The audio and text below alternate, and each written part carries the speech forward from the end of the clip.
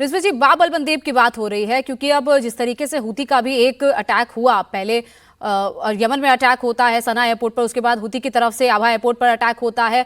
बाब अल मंदेब भी अगर बंद करा दिया जाता है, क्योंकि ये एक्यूज किया जा रहा है ईरान को कि ईरान की कोशिश कर रहा है कि उसको भी बंद करा दे।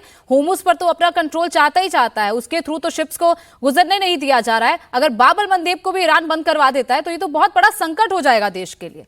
तो ईरान पर यह आरोप लग रहा है कि बाब अल मंदेब को बंद कराना चाहता है। जी, बहुत दुर्भाग्यपूर्ण है कि इतने जो आज इतनी तरक्की याफ्ता दौर में इतनी जो तरक्की हो गई है, फिर भी इस तरह से झूठ बोला जाता है। बहरीन और कतर में इसलिए हमला नहीं हो रहा है, अटैक नहीं हो रहा है कि वो नजदीक है या इसलिए नहीं, तो उर्दन बहुत दूर है, जॉर्डन बहुत दूर है। जॉर्डन में क्यों हो रहा है? अगर क्योंकि इनके थार्ड और पैट्रियट सिस्टम और सीरैम सिस्टम जो कल इन्होंने, इनके सीरैम राडार सिस्टम है, इसको ईरान ने नष्ट किया। ये इन 3 बेसिस पे थे।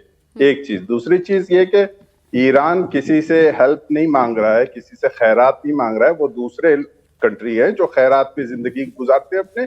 ईरान के अपने फ्रोजन एसिड्स है जिसको वो आजाद कराना चाहता है। ये 2 बात क्लियर। तीसरा, अब आपका सवाल कि यमन में क्या हो रहा है। देखिए, यमन में जो ब्लॉकेट लगा रखा है, यमन में जो कितनी जाने जा रही है, वो हॉस्पिटलाइज लोग हैं, उनको इलाज के लिए नहीं आने दिया जा रहा था। और उसी दौरान जो अयतुल्ला खामनेई का फ्यूनरल हुआ, उसमें एक डेलीगेशन आना चाहता था। जब वो फ्लाइट वहां से टेक ऑफ की तो उसको टेक ऑफ नहीं करने दे रहे थे, और यमन के होती जो है फिर उसको सेव किया उन्होंने, और वो टेक ऑफ हुई। और वो जब आ गई यहाँ पे और दोबारा जब सिस्टम हुआ, वो 1 महीने 20 दिन यहाँ थे और इनका इलाज हुआ। और ये जब वापस जा रहे थे तो जो है उस पर दोबारा वो लैंडिंग के दौरान उस पर हमला होता है। आप ये बताइए, बहुत इतने बड़े एक्सपर्ट्स हमारे डिफेंस एक्सपर्ट बैठे हैं, ये बताएंगे एक एयरबस नॉर्मल फ्लाइट में कितने असलहे जा सकते हैं, कितना सिस्टम जा सकता है। उसको कह रहे हैं उसमें वेपन्स थे और पता नहीं क्या आर्म्स थे और क्या थे।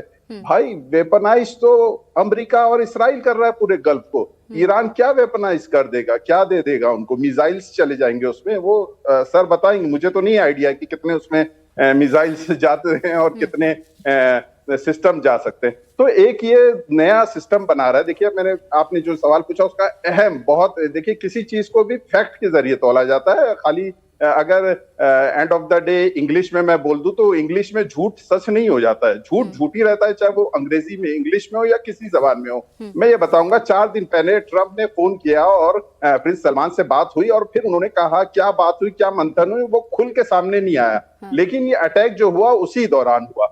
तो ये बताया जा रहा है कि थोड़ा सा प्रोवोक करने की कोशिश कर रहा है। जो आपने सवाल पूछा था अमिताभ सर से, उसका जवाब ये है कि नहीं, बिल्कुल डिप्लोमेटिक एक रिलेशन चल रहा है सऊदी और इसके बीच में, ईरान के बीच में। और वो ताकत वाकत जब अमेरिका जैसी सुपर पावर से भिड़ गया, इसराइल जैसी सुपर पावर से भिड़ गया, तो ये क्या कहते हैं, पिद्दी और पित्ती का शोरबा क्या, इसलिए नहीं, वो अच्छी कंट्री है। मैं सऊदी को कोई वो नहीं करना चाहता कि मैं बता रहा हूं। लेकिन आपने जैसा जिक्र किया मक्का और मदीना है, बिल्कुल ऐसे ही मक्का मदीना, मक्के के 70 किलोमीटर दूर एक बेस बनाया है जिसको अमेरिकन को दिया गया है और उसको एक्टिव किया गया है बेस, ताकि इसकी आड़ में हो सके कुछ काम। लेकिन अभी तक कोई भी ऐसी बात सामने नहीं आई है कि कोई मिसाइल्स वहां से अटैक हुआ है या कोई अटैक हुआ है। अगर कोई अटैक होगा तो ईरान रिटेलिएट करेगा, मुमकिन है ईरान जवाब देगा, लेकिन डिप्लोमेटिक रास्ता खुला है। ईरान हमेशा से बातचीत का समर्थन किया है, और जब भी ईरान पे हमला हुआ है वो बातचीत के दौरान हमला हुआ है। ठीक है।